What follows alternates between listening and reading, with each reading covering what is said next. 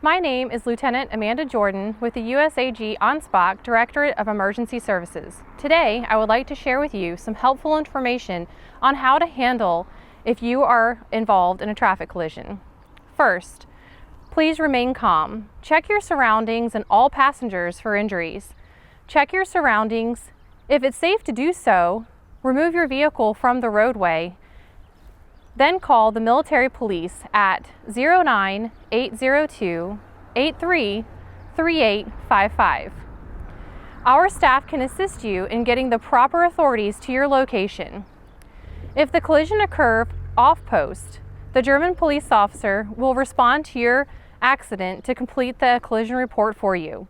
If the incident occurred on post, a military police officer will respond to complete the collision report.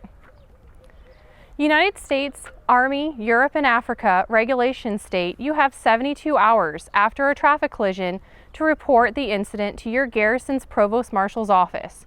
Remember, if you fail to comply to this mandatory 72-hour reporting requirement, you may face additional punitive actions from the military police, your chain of command, or even the host nation.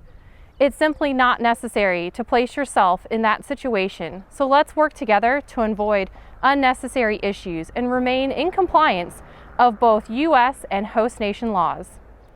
Some other helpful tips to remember anytime you need law enforcement assistance include making sure you're aware of your location. Look for road signs, business names, or other major landmarks to assist you in getting police or other emergency services quickly to your location. Also, if you're involved in a collision in a government vehicle, you are required to complete the standard Form 91 as part of your collision report. The purpose of the SF-91 is to capture all relevant data regarding your collision. Finally, remember that German law requires certain safety equipment like first aid kits, reflective warning triangles, and safety vests to be in your vehicle at all times. Make sure you're compliant with the U.S. and host nation laws at all times.